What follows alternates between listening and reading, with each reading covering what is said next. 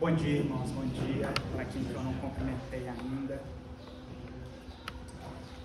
Irmãos, hoje eu vou compartilhar sobre a carta de Paulo aos Efésios e sobre uma grande dificuldade que aquele povo vivia e que eu acredito que hoje seja um grande desafio para nós também como cristãos. Abram comigo em Efésios capítulo 4, a partir do versículo 17.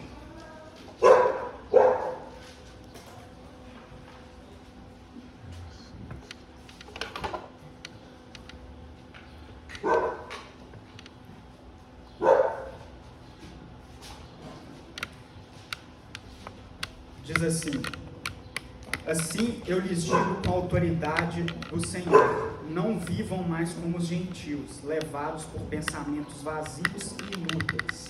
A mente deles está mergulhada na escuridão, andam sem rumo, alienados da vida que Deus dá, pois são ignorantes e endurecem o coração para ele. Tornaram-se insensíveis, vivem em função dos prazeres sensuais e praticam avidamente toda espécie de impureza.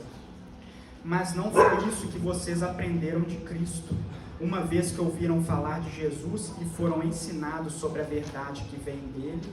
Livrem-se de sua antiga natureza e de seu velho modo de viver, corrompido pelos desejos impuros e pelo engano. Deixem que o Espírito renove seus pensamentos e atitudes e revistam-se de sua nova natureza, criada para ser verdadeiramente justa e santa como Deus.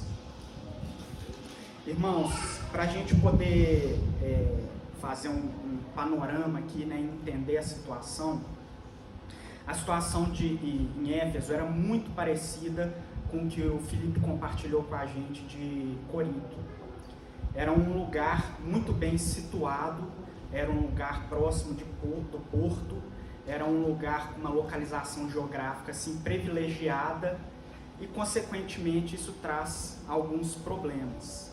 Era um povo próspero, era um povo muito assim, estudado, muito entendido.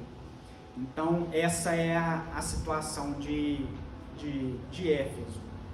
E em Éfeso também, gente, eles tinham um grande templo e eles cultuavam a deusa grega Ártemis. Então, mais um problema parecido com o de Corinto, né? Que era essa idolatria a deuses gregos. Então, esse era o cenário de Éfeso, né? Quando Paulo chegou lá. E Paulo, gente, passa aproximadamente 3 anos em Éfeso. É interessante a gente perceber que foi o lugar missionário, né, que Paulo mais passou tempo. Foi o lugar que ele mais gastou o tempo dele, foi com aquele povo de Éfeso. Exatamente por causa desse cenário que eles viviam. Exatamente por causa desse cenário de um autoconhecimento, né, de autodesenvolvimento intelectual daquelas pessoas. Então era como se Paulo tivesse mais dificuldade para poder acessar aqueles corações, né? Um pessoal mais instruído e, consequentemente, com o coração mais endurecido para aquela nova verdade, né? Aquela nova realidade que Paulo trazia. Então ele passa 3 anos lá. E isso traz uma outra informação muito interessante para a gente, que quando a gente lê Efésios, a gente vê que é uma carta assim, mais dura, com palavras mais firmes, assim, né? Com um peso, né? Uma cobrança teológica maior. Por quê? É um lugar que ele investiu mais tempo, então na cabeça dele é aquele lugar onde as pessoas já estão mais maduras, então elas deveriam ter um posicionamento melhor, né, depois de tanto tempo gasto. Então é por isso que ele chega, né, a gente vê na carta, né, lendo toda a carta, com críticas mais maduras do que a gente vê em algumas outras igrejas, né? E é interessante a gente perceber que mesmo depois de tanto tempo de intimidade, né? Mesmo depois de tanto tempo sendo instruídos por Paulo, mesmo depois de tanto tempo ouvindo ouvindo, né, sobre Cristo, ouvindo sobre o Evangelho, ele teve que enviar essa carta assim tão pesada. Na cabeça da gente é tipo assim, pessoas maduras já deveriam estar num outro nível, né? Não ter esse tipo de cobrança, tratando assuntos que aparentemente já deveriam ter sido vencidos depois de tanto investimento, né? E Paulo traz essa verdade, né, que a gente acabou de ler aqui, que foi, gente, o que mais me chamou a atenção nessa carta. Vivam na luz.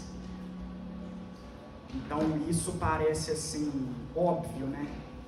Cristãos maduros, cristãos já com um tempo de caminhada, já vivem na luz, né?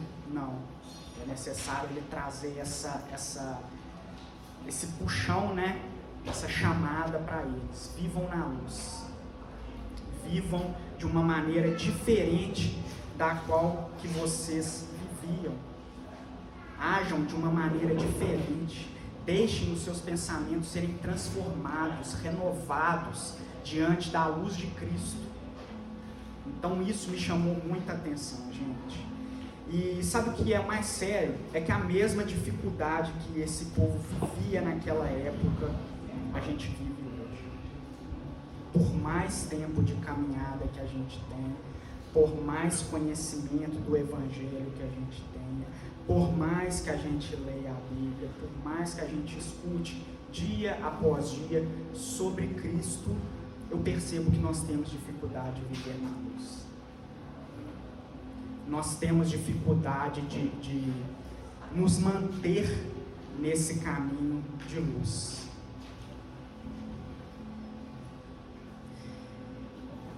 E sabe o que é o pior de tudo? Aquele povo tinha grande dificuldade de ouvir, né, assim como eu falei, de ouvir e aceitar Paulo. Nessa ideia de muito conhecimento, né, é como se eles já soubessem demais, é como se eles já tivessem instruídos demais para poder ouvir o que aquele homem tinha para dizer. E o pior de tudo é que isso também a gente vive hoje. É como se em vários momentos a gente falasse assim, não, eu já sei demais, eu já estou instruído demais para poder ouvir uma verdade nova, né? Ou ouvir uma cobrança, ou ouvir uma instrução, ou ouvir um direcionamento. Então essa é uma grande dificuldade que a gente tem. E aí, gente, hoje eu quero frisar, né, refletir sobre isso. Porque eu entendo, né, ao ler, a gente lê a carta aos Efésios, ele vem trazendo diversos pontos, ele vem pontuando diversas coisas, ele vem trazendo diversas orientações para aquele povo, mas eu acho que a base de tudo é exatamente essa nova vida, né, uma nova conduta de vida. Então eu acho que isso é o que mais me marcou, e é isso que eu quero trazer hoje para a gente, porque eu acho que isso é o mais importante. Diante de todas as orientações que a gente pode ter, o que é o alicerce de tudo, né? O que traz essa base para tudo aquilo que a gente vai viver, que a gente vai reproduzir, né? Que a gente vai nos transformar, é uma nova conduta de vida. E essa nova conduta de vida vem a partir da ação do Espírito Santo em nossas vidas. Então essa é a base de tudo, essa para mim é a base de tudo que Paulo escreve, né, para a igreja de Éfeso, e eu acho que é a base de tudo para a nossa vida de hoje. Uma nova conduta de vida a partir da ação do Espírito Santo em nossas vidas. É uma vida guiada pela luz. É uma vida onde eu tenho essa luz de Cristo sobre mim e eu vou guiando a minha vida através dessa luz. E Paulo nos instrui a viver como filhos da luz, se desprendendo do passado e da antiga maneira de se viver. E esse é o nosso desafio. A partir dessa transformação do Espírito Santo, nós termos uma vida transformada, deixando de lado tudo aquilo que a gente viveu, tudo aquilo, toda aquela maneira, né, de nos portar, de nos agir, de nos relacionar, e tendo uma nova maneira de vida a partir dessa ação do Espírito Santo em nossas vidas. E eu quero trazer hoje, gente, 3 pontos que eu entendo que nos atrapalham a viver na luz. Pois, como eu falei, as dificuldades daquele povo também são as nossas dificuldades no dia de hoje. E pensando sobre esse assunto, orando sobre esse assunto, né, eu refleti sobre alguns pontos e eu trouxe 3 aqui que são os pontos que eu acho principal. O primeiro deles é a cultura que estamos inseridos. Essa semana, né, Bruno, a gente conversou muito sobre cultura. A cultura da nossa sociedade, né, a cultura que nós estamos inseridos. E isso, a gente foi pensando, né, o quanto que isso pode ser um problema nas nossas vidas. E o Bruno me mandou uma frase que eu achei muito legal, que diz assim: nossa geração vive em escravidão cultural. Seguimos o fluxo da cultura em vez dos princípios da escritura. É uma frase de Mauro Mester. Eu achei muito legal essa frase, que na hora que eu li eu falei assim, tem tudo a ver. É exatamente isso. O quanto que essa cultura vem influenciando a nossa vida. Nós não podemos negar que a nossa vida, né, em sociedade, de certa forma, nós somos influenciados de todos os lados pela cultura da nossa sociedade. Em qualquer lugar que a gente esteja, tem uma cultura vigente ali, né, que vai sendo desenvolvida através dos relacionamentos, e de alguma maneira isso começa a nos influenciar e nos impactar, inclusive impactar na nossa maneira de viver e de agir. Uma cultura que muitas vezes nos cega para os nossos princípios.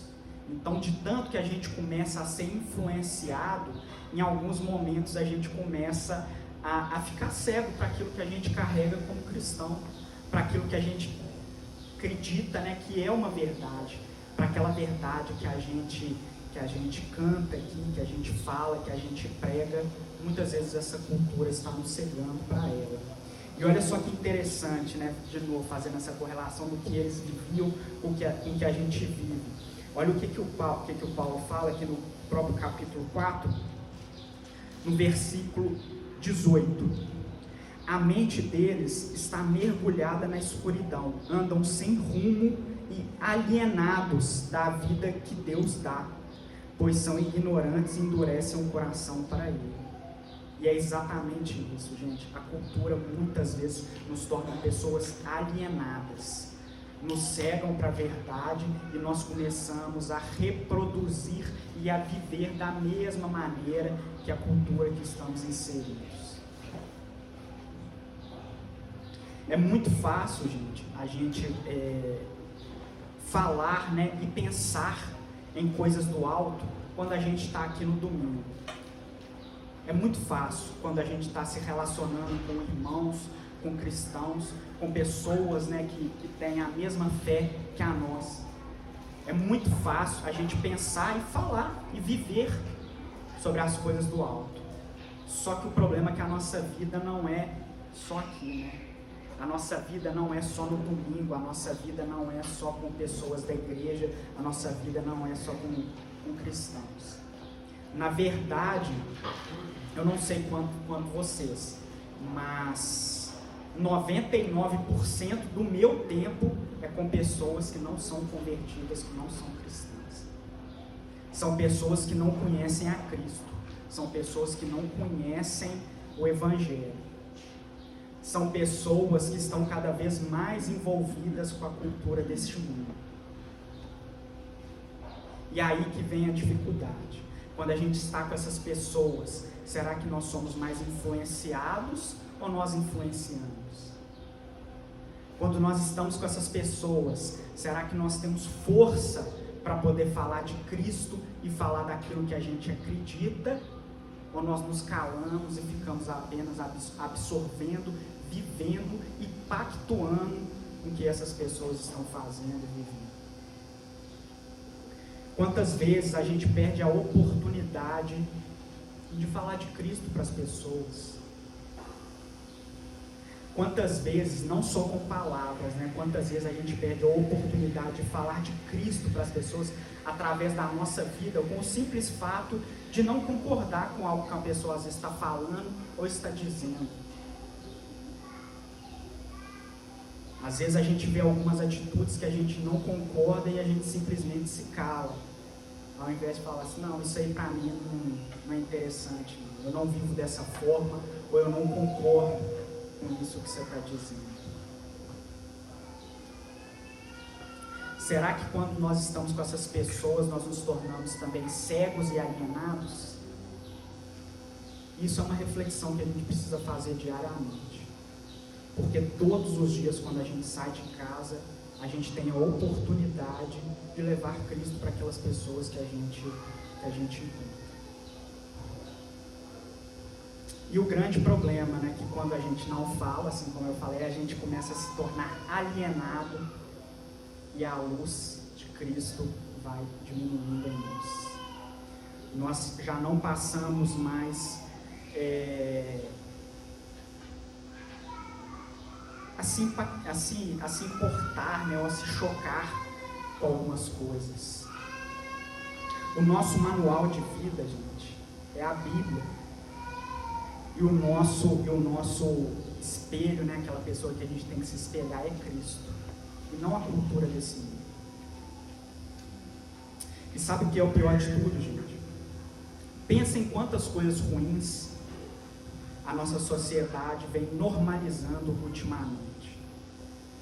A gente estava conversando sobre isso, né, Bruno? E é impressionante como hoje em dia coisas que antigamente a gente falava assim, cara, isso é um absurdo. Hoje em dia ela vem se tornando normalizada. E como que isso acontece? Isso não acontece de uma hora para outra.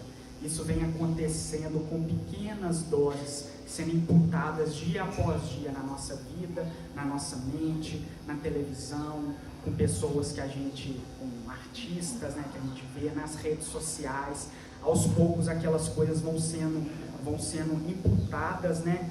E pensa como você se sentia a primeira vez que você viu isso e como você se sente agora. Um exemplo seríssimo, gente, é a pornografia na televisão. Na televisão aberta, assim, você liga na televisão lá, você vai ver, sei lá, uma novela, você vai ver um filme que a classificação lá é 16 anos, 12 anos, com cenas que você fala assim, gente, esse filme aqui deveria ser falado 18, isso aí tinha que ser... Não tem a menor condição. E aí pensa, nas primeiras vezes que você viu isso, o quanto você ficou impactado. E como você se sente hoje. Por quê? Todos os filmes têm isso, todas as novelas têm isso, todas as redes sociais têm isso. Às vezes você abre, por exemplo, um Instagram, tem fotos sendo postadas que você fala assim, gente, que é isso? Faltou um pouco de noção aqui, né? Quem deveria estar vendo essa foto aqui é apenas o marido dessa pessoa. E acontece, gente, vem acontecendo dia após dia. Aos poucos nós vamos sendo engolidos, né, por essas coisas ruins, até que em determinado momento aquilo se torna natural. Natural não só para aquelas pessoas que não são convertidas, mas para nós também, infelizmente. Então isso já não começa a mais nos afetar. E a partir do momento que isso já não nos afeta mais, uma luz deve ser acesa, de que a luz de Cristo está sendo apagada. Aquilo que te escandalizava ontem, não te escandaliza mais hoje. Então isso exige muito cuidado de nós, para que nós não nos tornemos cegos e alienados para o que o mundo tem imputado em nossas vidas, e que nós não deixemos que a luz de Cristo seja apagada. Amém? Esse é o primeiro ponto Então, primeiro ponto, a cultura que estamos inseridos. O segundo que orando, né, e lendo sobre isso também me chamou muita atenção, é a soberba. Assim como eu falei, a população de Éfeso era uma população altamente instruída. Pessoas que conheciam, pessoas que tinham um alto poder aquisitivo, pessoas que tinham uma vida equilibrada. E o grande problema de acharmos que nós já entendemos demais, que nós já conhecemos demais, é a soberba. Nós começamos a achar que nós não precisamos ouvir mais nada. Assim como esse povo endurecia o coração para ouvir o que Paulo tinha a dizer sobre Cristo, nós endurecemos o nosso coração porque o Filipe não tem nada para me trazer mais, não. Eu já conheço demais, eu já entendo demais. A aula do Bruno, para que eu vou assistir a aula do Bruno? Estou cansado de ouvir sobre isso. Política, eu entendo tudo sobre política. Isso não muda nada na minha vida, não. Deixa eu quieto com as minhas escolhas aqui. A soberba tem um grande poder de endurecer os nossos corações. Muitas vezes nós já nos sentimos espirituais demais, ou santos demais, né? Eu sou irrepreensível. A minha conduta de vida está excelente. Então, a gente vai vendo a soberba tomando lugar nas nossas vidas, de uma maneira que isso também vai endurecendo o nosso coração e apagando a luz de Cristo. Nós não reconhecemos mais as nossas falhas e os nossos tropeços. E ao pensar nisso, eu lembrei de uma passagem muito conhecida por todos nós, que está lá em Mateus 7:3.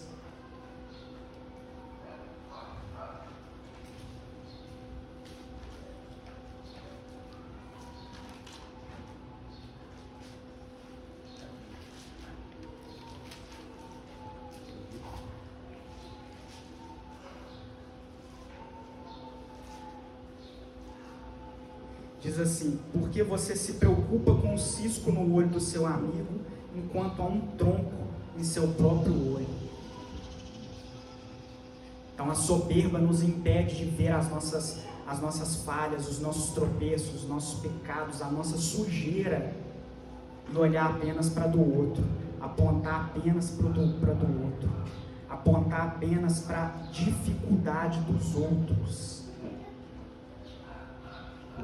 E aqui, gente, o julgamento que Jesus está condenando são os nossos esforços em fazer que todos se conformem aos nossos padrões de perfeição. Então, por que eu julgo o outro? Porque eu me considero perfeito demais. Eu tenho um padrão de perfeição. Então, o meu julgamento ao falar da vida do outro e apontar para o erro do outro é mostrar para o outro assim: a minha vida está mais equilibrada do que a sua. Então, o caminho que você deve seguir é esse aqui.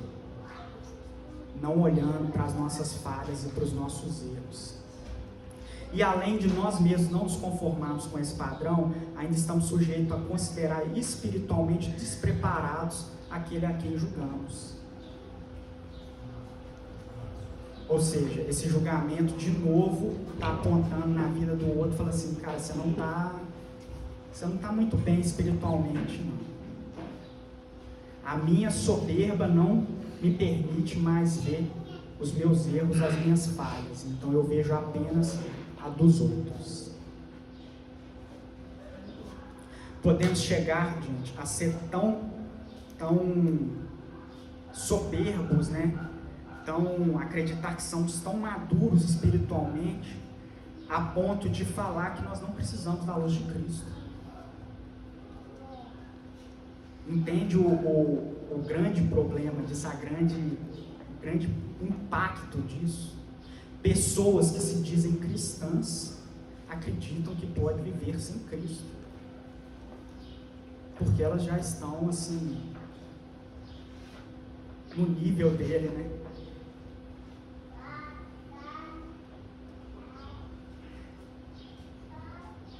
e temos grande dificuldade em ver a nossa escuridão, encobrimos a nossa escuridão, mas estamos o tempo inteiro apontando para o outro. E pensando nisso, sabe por que eu acho que isso acontece? Porque quando nós estamos falando do outro, a gente tira o foco da nossa vida. Quando eu tô sentado com o Bruno, falando dos erros do Mateus, eu tiro a atenção do Bruno para os meus erros. Eu tiro a atenção do Bruno para aquilo que eu tenho feito. Então, sempre quando você está falando das dificuldades de alguém, dos problemas de alguém,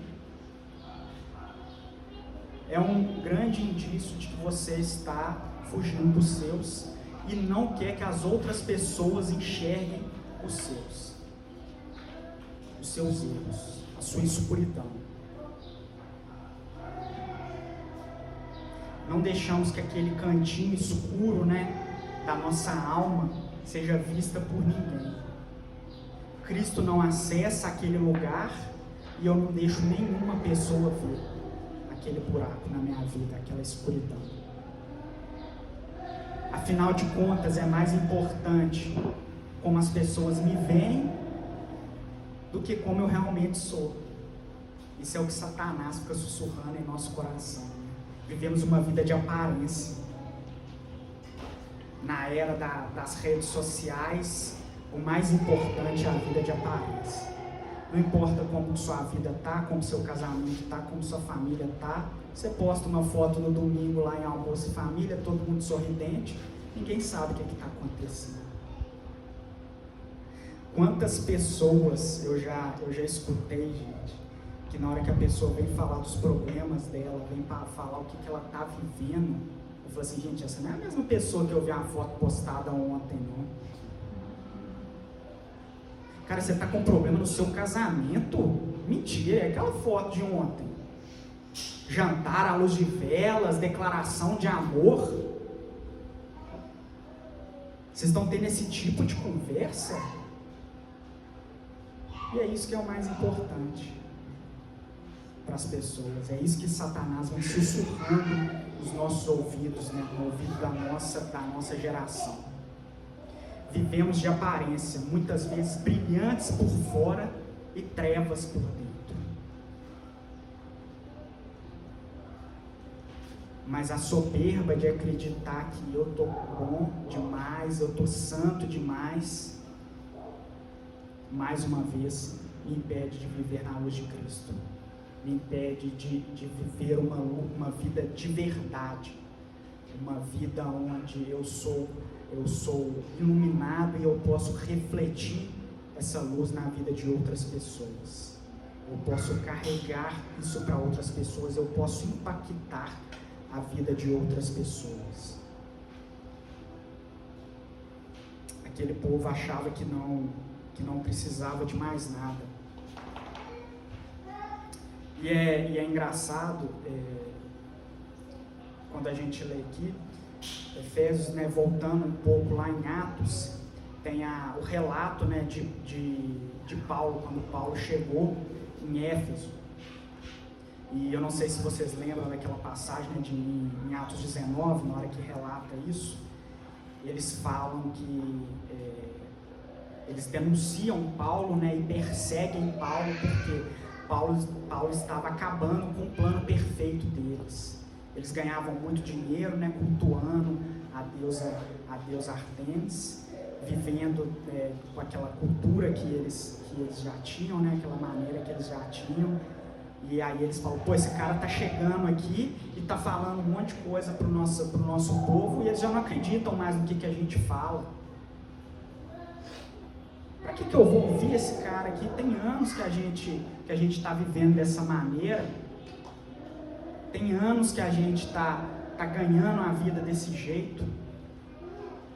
Eu já conheço. Eu já tenho os meus deuses aqui. Para que eu vou dar ouvido para que esse cara está falando? Então, a soberba, gente. A soberba é um grande problema para as nossas vidas foi naquela época e continua sendo hoje. Então, o primeiro ponto, a cultura em que estamos inseridos. O segundo ponto, a soberba. E o terceiro ponto, deixarmos de olhar para Deus. E esse, para mim, é o ponto mais importante, porque eu acredito que ele acontece, ele acaba acontecendo, sendo influenciado pelos outros dois. Sempre que deixamos de olhar para Deus e de pensar em Deus, nós seguimos pelo caminho errado. Não tem jeito. É impossível nós tentarmos viver pelas nossas próprias forças, pela nossa própria maneira de agir, pela nossa própria, as coisas que a gente acredita, se nós não estamos olhando para Deus. Deus precisa ser um balizador da nossa conduta. Tudo que vamos fazer, tudo que vamos falar, tudo que nós vamos construir, tudo que nós vamos gerar, deve ser feito em Deus. Isso é fácil? Não é. É muito difícil, gente. É muito difícil. É muito difícil você iniciar um dia, por exemplo, fazendo uma oração de entrega. Tipo assim, Deus, me guie, Espírito Santo, em tudo que eu vou fazer hoje, em tudo que eu vou falar, em cada relacionamento, em cada atividade do meu dia. Me guie. Não é um caminho fácil, porque nós seguimos de uma maneira automática. E aí vem a influência que eu falei, dos outros pontos. Tem uma conduta que a gente está, uma cultura que a gente está inserida, que vem nos imputando uma maneira de agir dia após dia. Tem a soberba que vem nos cercando, porque nós já somos maduros demais, espirituais demais. E aí reflete nesse terceiro ponto. Chega num momento que é como se a gente falasse assim, não, eu não preciso mais olhar para Deus. Ou eu já vivo tão automático que eu não olho mais para Deus, e eu já não pergunto mais para Deus o que é importante para Ele. Eu não pergunto mais para Ele o que lhe agrada. Como que a minha vida pode testificar, e pode glorificar o nome de Deus? Eu já não faço mais essa pergunta. Então, por isso que tudo que nós vamos fazer, nós devemos perguntar: Pai, o que o Senhor deseja? Devemos orar, devemos buscar resposta em Deus, assim como o Felipe compartilhou conosco hoje. Não simplesmente pelaquilo que a gente acredita, mas uma resposta dele. Será que minha vida está glorificando a Deus? Será que eu estou conseguindo manifestar o reino de Deus na minha maneira de agir e na minha maneira de me relacionar com as pessoas? E olha que legal o que Paulo escreve um pouquinho aqui mais para frente, no capítulo 5, no versículo 10. Procurem descobrir o que agrada ao Senhor. Ou seja, dia após dia, tentando descobrir o que agrada a Deus. E isso deve nos dar prazer. É isso que deve alegrar o nosso coração.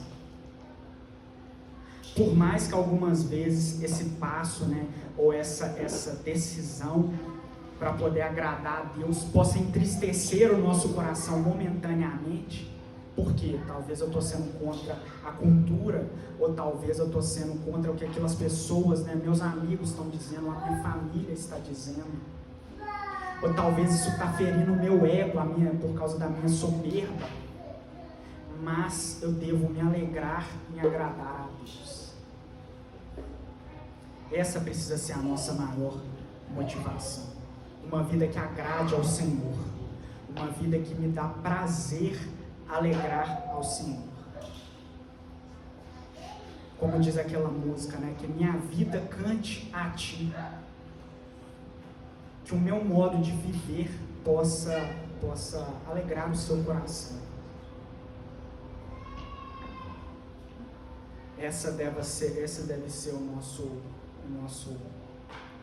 a nossa maneira, né, de viver. Devemos deixar que o Espírito Santo diariamente renove os nossos pensamentos e as nossas atitudes. Aquilo que eu fazia ontem não me dá mais prazer em fazer hoje, porque o Espírito Santo vem renovando isso dia após dia dentro de mim. Luiz, você está dizendo que eu vou viver na luz, eu não vou mais pecar, eu não vou cometer mais erros. Não. Mas uma vida na luz revela os nossos erros, o Espírito Santo faz isso incomodar, faz isso não descer mais em nós como descia ontem. A nossa vida vai sendo renovada dia após dia, e dia após dia é um passo a mais, é um avanço em relação ao que eu era ontem. Porque hoje a minha maior motivação é agradar o Senhor com a minha vida. A minha maior motivação é viver uma vida na luz, para que isso possa apontar para Cristo, para que outras pessoas possam olhar para mim e falar assim: o que essa pessoa tem de diferente?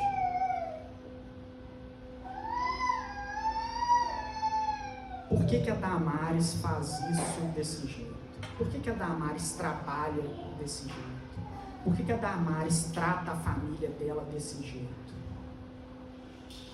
Por que a Damares se relaciona com os amigos dela desse jeito? O que ela tem de diferente? Que luz que é essa que ela carrega?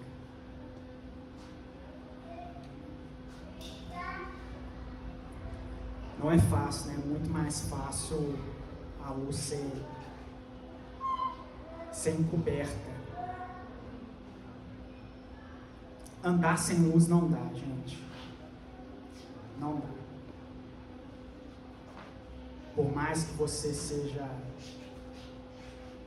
um cristão antigo, seja velho de caminhada, andar sem a luz não dá. Se você fizer um exercício, você conhece muito bem o caminho de sua casa, você vai todos os dias para a sua casa.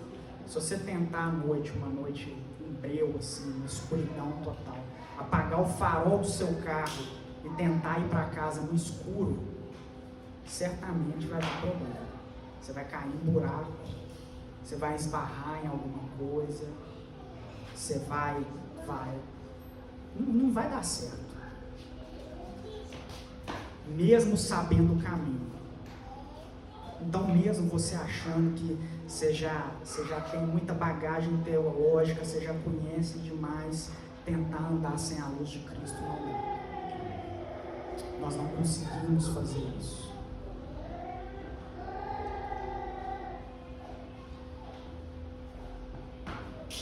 Gente, e caminhando para a conclusão, eu quero ler uma passagem que tem tudo a ver com isso que a gente conversou hoje, sobre a luz de Cristo, em 1 João.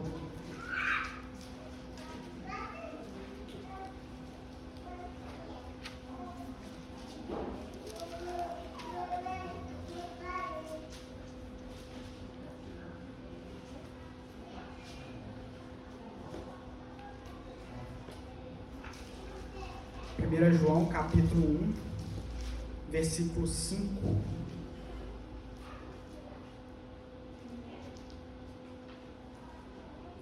Diz assim: essa é a mensagem que ouvimos dele e que agora lhes transmitimos.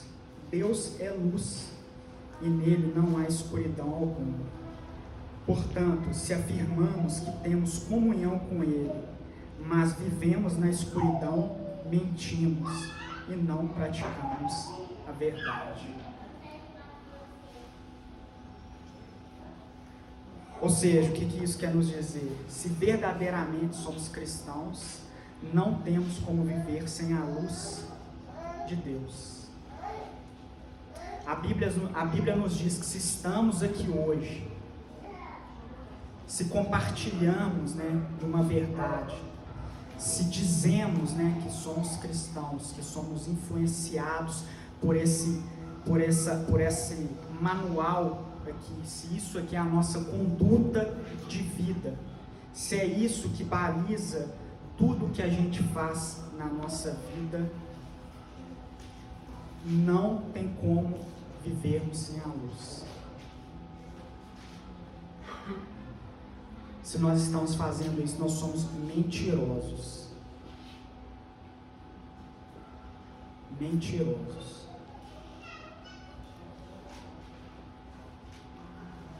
É impossível viver isso sem a luz, porque Deus é luz.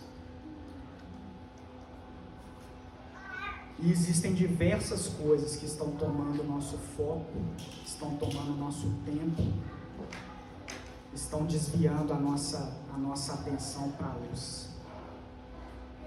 E existem diversas coisas que estão...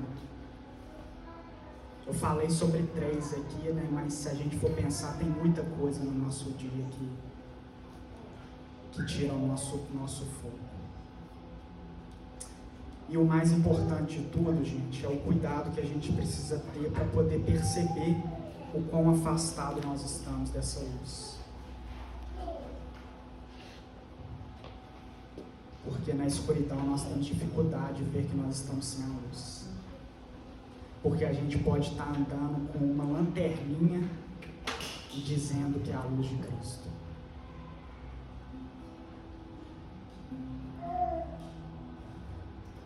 Que nós tenhamos força para todos os dias entregar a nossa vida para Ele, olhar para Ele, perguntar para Ele qual é a nossa escuridão, quais são os caminhos maus que nós estamos seguindo, quais são as escolhas erradas que nós estamos fazendo.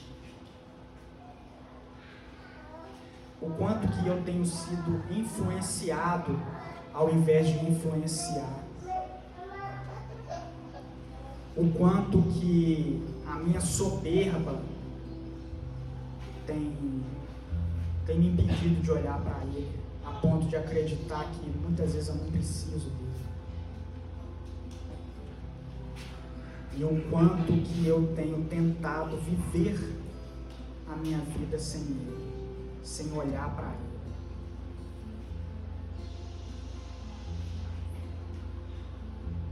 É uma oração que muitas vezes pode nos machucar, porque afeta aquilo que a gente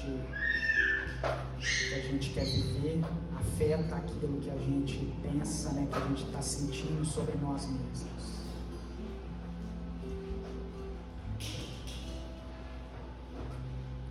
Curvem sua cabeça.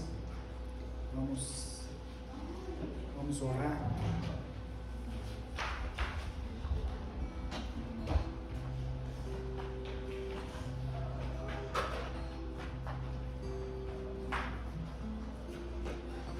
Paizinho, te pedimos, Senhor, que brilhe a Tua luz sobre nós, Pai.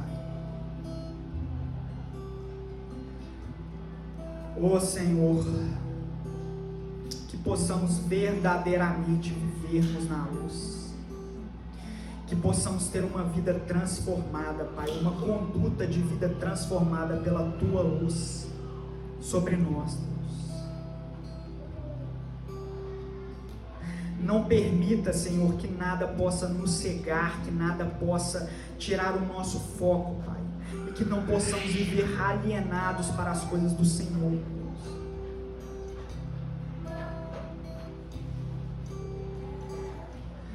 Oh, Pai, que o nosso maior prazer seja agradar a Ti, que o nosso maior prazer, Pai, seja revelar quem Tu és através da nossa vida,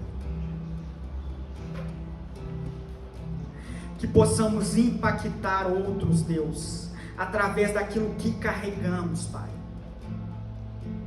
através da Tua verdade, através da Tua luz, Deus, que possamos manifestar o Teu reino, Deus. Queremos andar na luz, assim como o Senhor está na luz, Pai. Nos ajude, Espírito Santo. Nos ajude a viver essa verdade.